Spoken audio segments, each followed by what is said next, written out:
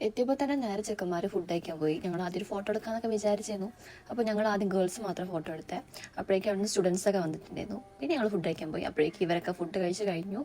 Food നെയ്ച്ചോറും നല്ല beef കറി ആയിരുന്നേ. പിന്നെ കുറച്ച് സാലഡ്, അച്ചാർ, അടിപൊളിയായിരുന്നു കേട്ടോ.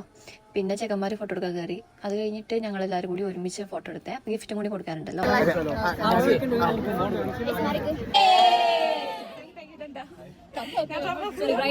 ഗ്രൂമിനും കൂടി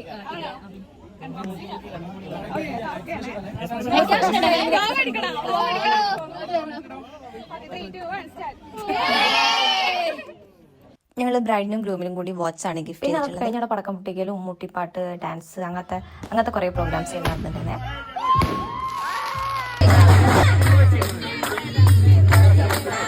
ഞങ്ങൾ ഡാൻസ് തുടങ്ങിയപ്പോൾ തന്നെ പാട്ട് സ്റ്റക്കായി. പക്ഷേ ഞങ്ങൾക്ക് അതിൻ്റെ പ്രശ്നങ്ങളൊന്നും ഇല്ലായിരുന്നു. കാരണം ഇവിടെ പരിപാടി അവതരിപ്പിച്ചാൽ ഇങ്ങനെ തന്നെയാണ്. പിന്നെ സ്റ്റെപ്പൊന്നും ഓർമ്മയില്ലാത്തതുകൊണ്ട് തന്നെ അതിൻ്റെ ഫ്ലോ ഒന്നും പോയിട്ടൊന്നുമില്ല. ഉള്ളത് വെച്ചാൽ കളിച്ചു. സംഭവം ഇവിടെ കല്യാണത്തിൻ്റെ ഡേറ്റ് ഫിക്സ് ചെയ്യുന്നതിന് മുന്നേ ഞങ്ങൾ പ്ലാൻ ചെയ്തിരുന്നു ഡാൻസ് കളിക്കണം. അതിൻ്റെ ഒരു 5-6-8 മാസം മുന്നേ തന്നെ.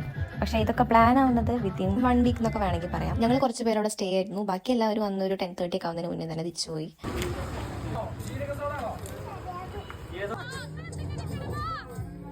എല്ലാവരും പോയതിനു ശേഷം അവിടെ പാട്ടും ഡാൻസൊക്കെ ഉണ്ടായിരുന്നു. എല്ലാം കഴിഞ്ഞതിന് ശേഷമാണ് നമ്മൾ സെറിൻ്റെ റൂമിലേക്ക് പോയത്.